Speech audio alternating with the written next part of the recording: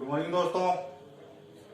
हम आज क्लास में अध्ययन करेंगे विद्युत धारा एवं अपव्यय में संबंध। विद्युत धारा एवं अपव्यय में संबंध याद करेंगे।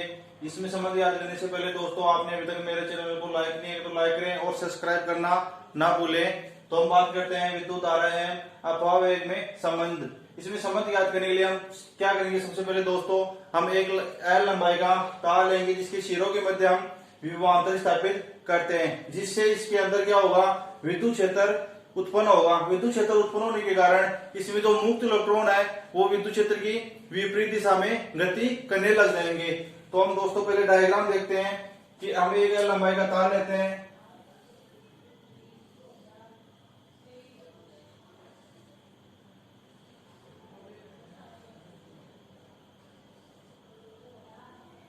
एक एल लंबाई का तार लेते हैं, इसके सिरों के बीच में क्या है, हम स्थापित करते हैं विभवांतर, जिसके कारण इसमें क्या होगा, विद्युत क्षेत्र उत्पन्न होगा। विद्युत क्षेत्र उत्पन्न होने के कारण जो ये मुक्त इलेक्ट्रॉन है वो विद्युत क्षेत्र की विपरीत दिशा में गति करने लग जाएंगे। विद्युत क्षेत्र की विपरीत दिशा में गति करने उच्च विभव वाले सिरे की तरफ गति करने लग जाएंगे। ये एल लंबाई का एक तार लिया, ये एकांक क्षेत्रफल होगा इसका।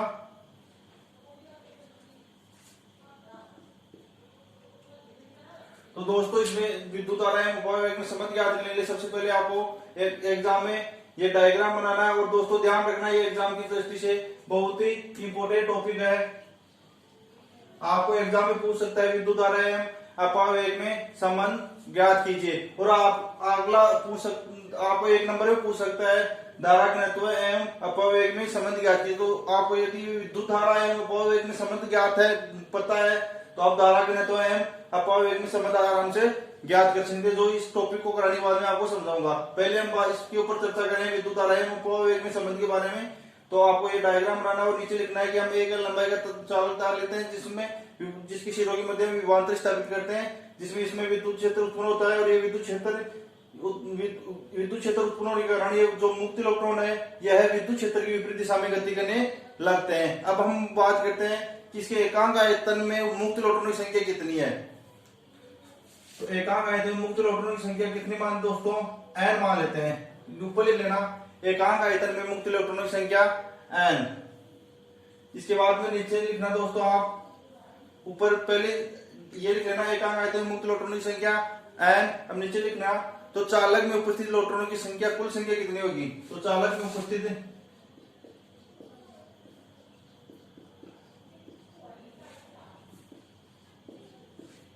इलेक्ट्रॉन की संख्या कितनी होगी दोस्तों, NaL, जहां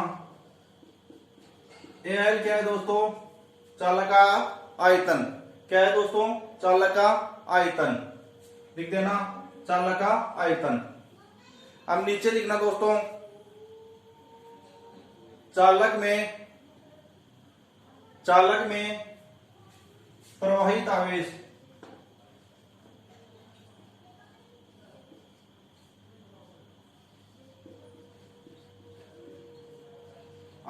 Q इक्वल टू क्या होता है दोस्तों, Ne। n का मान दोस्तों कितना है, n के इलेक्ट्रॉनों की संख्या कितनी है, NaL इंटू E। तो कितना आ गया दोस्तों हमारा आवेश, प्रवाहित आवेश कितना है, NaLe। प्रवाहित आवेश कितना है दोस्तों, NaLe। अब हम क्या करते हैं, अपव्यय विधि के कारण जो मुक्त इलेक्ट्रॉन है ये गति कर रहे हैं। तो अपव्यय नीचे लिखना दोस्तों आप, अपव्यय विधि के कारण इलेक्ट्रॉन द्वारा L दूरी तय करने में लगा समय कितना होगा दोस्तों, T इक्वल टू कितना है, L अपॉन Vd की Vd क्या है, अपव्यय, और कितनी दूरी तय कर रहे हैं, L दूरी। तो T equal to L upon Vd। अब नीचे लिखना दोस्तों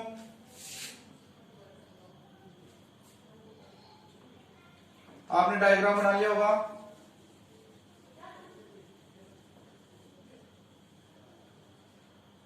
ऊपर से देख लो। अब इसके नीचे लिखना, इसलिए चालक में प्रवाहित धारा I इक्वल टू, चालक में प्रवाहित धारा विद्युत धारा से क्या आया था यहाँ, I इक्वल टू क्या आया था हमारे दोस्तों, Q अपॉन T। Q क्या है आवेश और T क्या है हमारा समय, तो I equal to Q upon T।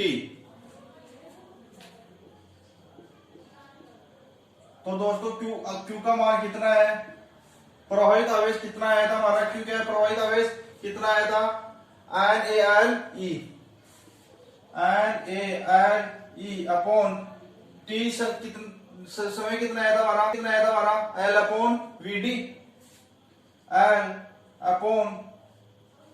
Vd। तो आगे दोस्तों NaLe इंटू Vd ऊपर गुणे में चला गया बटे हुए L, इस L से ये कैंसिल हो गया दोस्तों। तो I इक्वल टू NaeVd। प्रवाहित धारा कितनी आ गई दोस्तों हमारी, NaeVd। यार यही क्या है हमारा विद्युत धारा एवं उपवेग में संबंध, कि विद्युत धारा किसके बराबर है, इसके बराबर है। I equal to NaeVd। I क्या है विद्युत धारा, Vd क्या है दोस्तों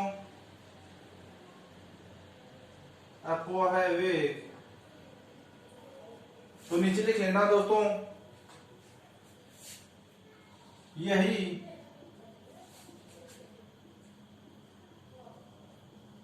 विद्युत धारा एवं अपवाहवेग में संबंध है। ये क्या है दोस्तों, विद्युत धारा एवं अपवाहवेग में संबंध को दर्शाता है। तो दोस्तों क्या हमारे को एग्जाम में पूछ सकता है, विद्युत धारा एवं अपवाहवेग में संबंध ज्ञात कीजिए, और ये लगभग पूछता है। तो आपको क्या करना है, ये जो मैं डायग्राम बनाया वो डायग्राम बनाना है, और इसके नीचे वो थ्योरी लिख देनी है, और ये डेरिवेशन कर देनी है। डेरिवेशन कुछ नहीं है दोस्तों, आपको एकांक आयतन मुक्त इलेक्ट्रॉनों की संख्या कितनी मानी है, n है, तो चालक में उपस्थित इलेक्ट्रॉनों की संख्या कितनी हो जाएगी, NaL। क्यों, ए क्या है क्षेत्रफल, L क्या है लंबाई, तो कितनी हो जाएगी NaL। जहां Al क्या है एकांक आयतन हो गया, उसका क्षेत्रफल और लंबाई एकांक आयतन हो गया। तो अब फिर क्या करेंगे, उसमें प्रवाहित आवेश कितने होंगे, तो प्रवाहित आवेश कितने होंगे, Q इक्वल टू हमने पहले पढ़ा, Q इक्वल टू क्या होता है N के इलेक्ट्रॉनों की संख्या। तो N का मान ध्यान रख देंगे NaL into E, Q equal to NaLe। ठीक, हम इसमें क्या याद करेंगे कि अपवाहवेग Vd के कारण L लंबाई पार करने में अब मुक्त इलेक्ट्रॉन कितना समय ले रहे हैं, कि अपवाहवेग क्या है Vd, जिसके कारण L लंबाई तय करने में मुक्त इलेक्ट्रॉन कितना समय ले रहे हैं, तो T equal to L upon Vd। अब हम इसे क्या करेंगे, प्रवाहित धारा याद करेंगे, तो I equal to Q upon T। Q प्रवाहित आवेश की संख्या क्या है Q, और लगा समय T, तो Q का मान रख देंगे, T का मान रख देंगे, जिससे हमारी क्या आ जाएगी I इक्वल टू NaeVd। प्रवाहित धारा कितनी आ गई NaeVd। यही विद्युत धारा और अपवाहवेग में संबंध को दर्शाता है। अब आपको दोस्तों पूछ ले, एक नंबर में पूछेगा कि धारा घनत्व एवं अपवाहवेग में संबंध को स्थापित कीजिए।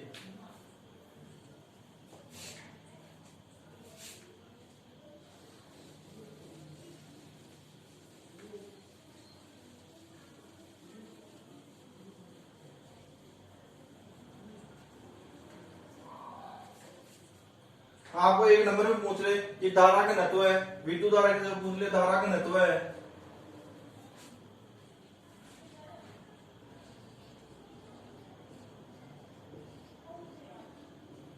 एवं अपवाहवेग में संबंध बताइए। हो सकता है कि धारा घनत्व है एवं अपवाहवेग में संबंध बताइए। तो धारा घनत्व J इक्वल टू क्या होता है दोस्तों, I अपॉन A। तो I का मान कितना है दोस्तों, यहां से हमारा NaeVd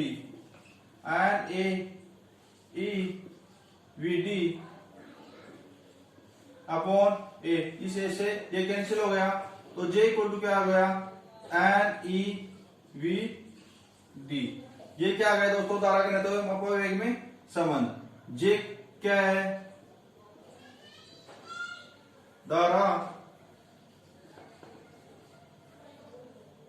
घनत्व है,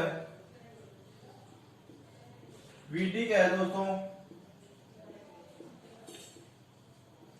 अपव्यय वेग। तो आपको एक नंबर पे पूछ सकते हैं धारा घनत्व एवं अपव्यय में संबंध बताइए।